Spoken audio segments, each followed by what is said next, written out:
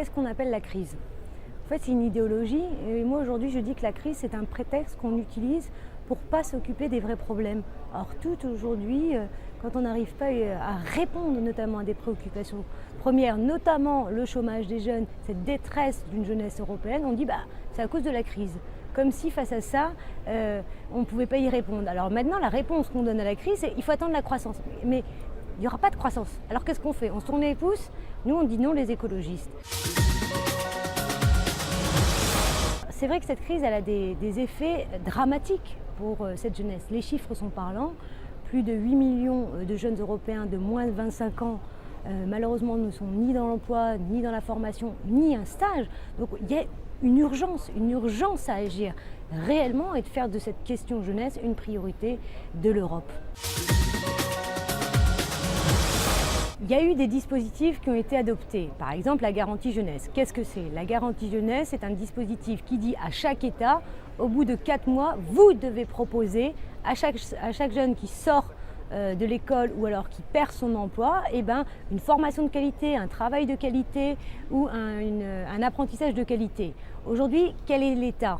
C'est que nous avons poussé au Parlement pour que cette mesure, d'une part, soit adoptée, mais qu'elle ait un budget véritablement qui répondent à ces enjeux. Aujourd'hui, on n'a que 6 milliards d'euros pour la garantie jeunesse, alors que même l'OIT, l'Organisation internationale du travail, dit qu'il faut 21 milliards, donc les moyens ne sont pas à la hauteur.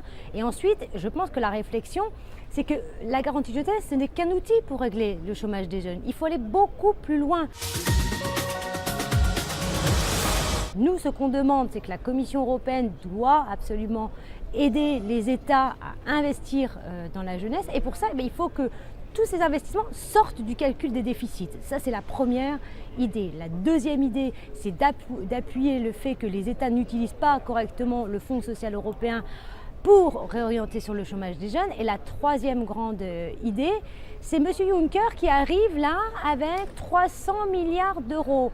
Mais M. Juncker, il faut que vous compreniez que vous allez mettre seulement 6 milliards d'euros sur la jeunesse et une goutte d'eau dans un océan de misère. Il faut réorienter ces 300 milliards d'euros dans les secteurs d'avenir. On sait où sont les secteurs d'avenir aujourd'hui. C'est la transition énergétique. Il faut mettre le paquet dans la formation, dans l'apprentissage pour réellement aider ces jeunes.